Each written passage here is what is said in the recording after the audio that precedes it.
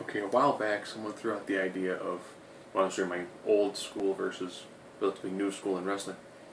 The idea of Brock Lesnar versus the Ultimate Warrior. I tried to take the two characters and look at their heights. Which, of course, for Lesnar, that would easily be now. He wrestles almost no matches. Once the music hits, the crowd just goes absolutely nuts.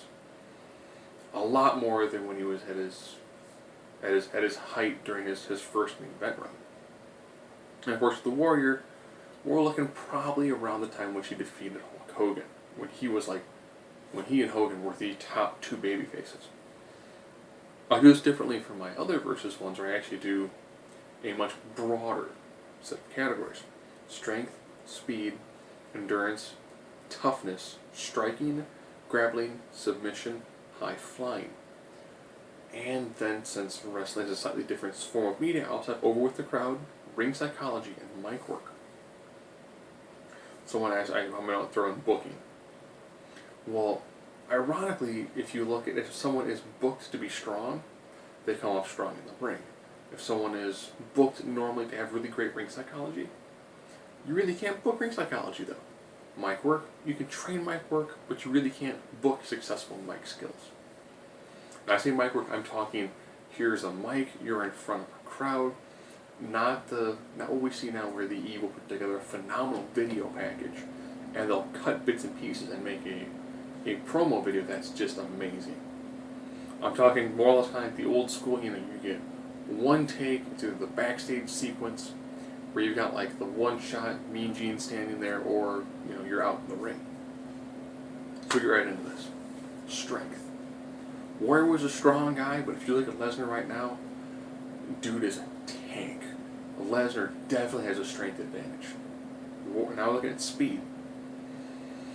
Yeah, the Warrior pretty much sprinted down to the ring and then sprinted around the ring. I mean, he was a phenomenally fast individual. Endurance. This one we get to Lesnar. Lesnar actually has longer matches now, even though they're not that long of matches, than almost any Warrior match. Go back and watch the match you took on Hogan at WrestleMania and realize how short that match is. That match now would have been like about a 30-minute long match. Okay, that style of match now, if they were to have fought in the last WrestleMania, it would probably have been a really horrible match, but still, it would have a lot more time to it. Warrior never really had super long matches. Toughness. Yeah, that's also going to get to Lesnar. Warrior around this time, his matches were very short, and also around the time of, 80s, like late 80s and early 90s, hardcore wrestling really hadn't become as big as it is today, thanks to ECW. You look at the matches Lesnar has been in some absolutely brutal, vicious brawls. Striking. That's Lesnar. At this time, Lesnar now has a UFC background. Grappling.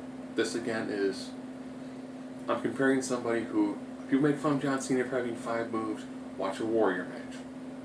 You've got like clothesline, punches. You do actually have a shoulder tackle, you have a gorilla press slam, and a splash. I mean, he was a legitimate 5 moves of doom.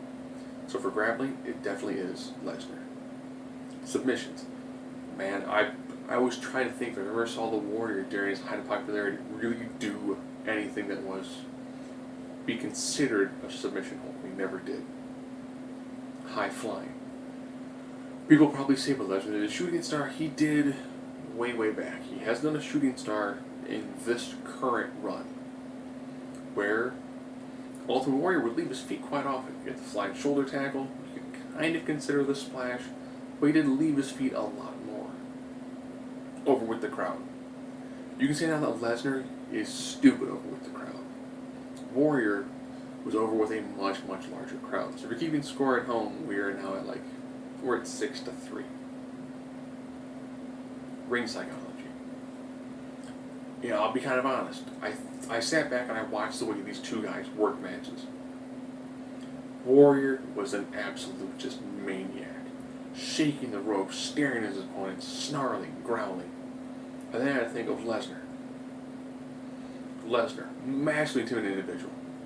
He's also kind of growling and snarling. Who do I think has a better amount of psychology?